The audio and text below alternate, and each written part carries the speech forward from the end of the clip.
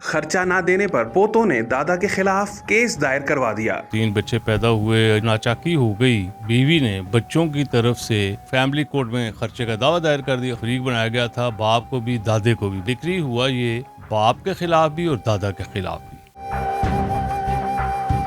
Lahore high court में एक मुनफरिद case की समाअत हुई जिसमें बच्चों को खर्चा ना मिलने पर बच्चों ने अपने दादा के खिलाफ केस दायर किया और बच्चों की जानिब से सीनियर एडवोकेट राजा अब्दुल रहमान पेश हुए। उनसे हम इसकी तफसील जानते हैं।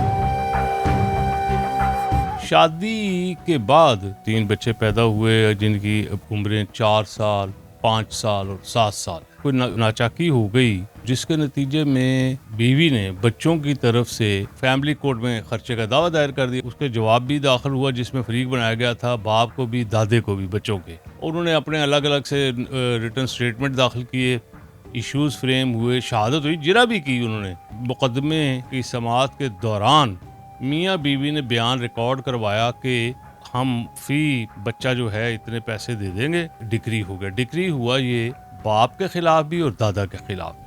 तो जिसके खिलाफ फिर ऑब्वियसली कोई अपील दायर ना हुई, इजरा बच्चों की तरफ से दायर हुआ। तो इजरा में वो बाप की प्रॉपर्टी जो है दादा की वो अटैच हो गई।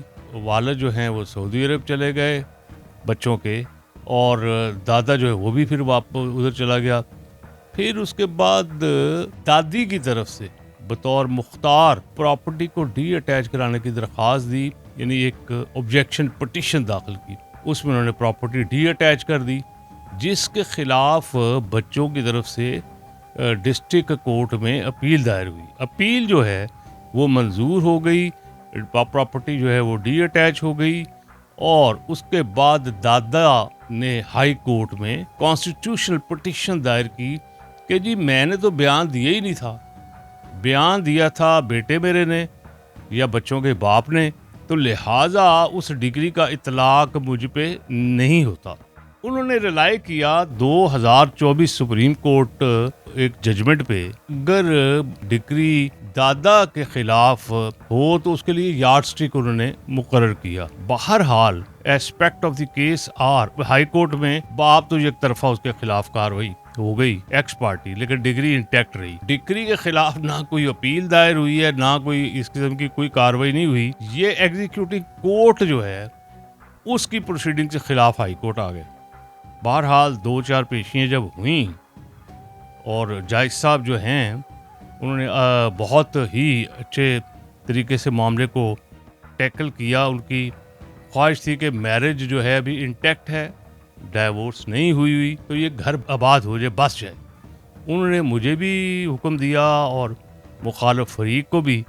तो मैंने तो उसमें कहा कि जी दादी है, उनकी बच्चों की माँ है, ये मामला बैठ के सेटल हो सकता है, लेकिन बच्चों को आज तक कोई किसी किस्म का खर्चा नहीं दिया गया। दूसरी तरफ से दे वॉलंटियर्ड कि हम खर्चा अदा करने के लिए तैयार हैं, जिस पर अदालत ने 2 महीने के लिए केस मुकर्रर कर दिया कि राजीनामा हो जाए। इसमें जो खुशाइंद पहलू है कि बच्चों को कुछ ना कुछ अब मिलना शुरू हो जाएगा। अब दादा जो है डिग्री तो इंटैक्ट है, डिग्री तो चैलेंज नहीं हुई, डिग्री दोनों के खिलाफ हुई। अब देखिए फाइनल हाई कोर्ट का ये फैसला अभी नहीं है, ना तो उन्होंने उनकी पिटीशन को मंजूर किया है और ना ही उनकी पिटीशन को डिसमिस किया है। हाउएवर ये अदालत बाद में देखेगी कि किस तरह से इस मामले को फर्दर प्रोसीड करना है। अच्छा, जो कानूनी तौर पर जो पोते हैं उनका प्रॉपर्टी में हक बनता है, तो अब जो फैसला अभी जिस तरह आप बता रहे हैं कि फाइनल नहीं हुआ, किस हद तक उनका प्रॉपर्टी में हिस्सा बनता है? कि वालिद के नाम तो नहीं है, दादा के नाम जो प्रॉपर्टी है वो है, तो पोतों के किस हद तक यानी कि जायदाद में हिस्सा मिलेगा या अभी खर्चा सिर्फ मिलेगा? अगर खर्चा वो नहीं देते तो वो फिर प्रॉपर्टी नीलाम होगी और उस प्रॉपर्टी में से उनको खर्चा मिलेगा। बीवी को और बच्चों को खर्चा ना देने की बिना पर प्रॉपर्टी में से हिस्सा उनको मिलेगा। बीवी जो है वो उसने अपने लिए कुछ नहीं मांगा, उसने अपने नाबालिग बच्चों, ताहम अगर बीवी के खिलाफ भी डिग्री हुई होती तो जाहिर है फिर वो प्रॉपर्टी को बेच के, अटैच तो है, प्रोसेस जो है वो शुरू है नीलामी के लिए।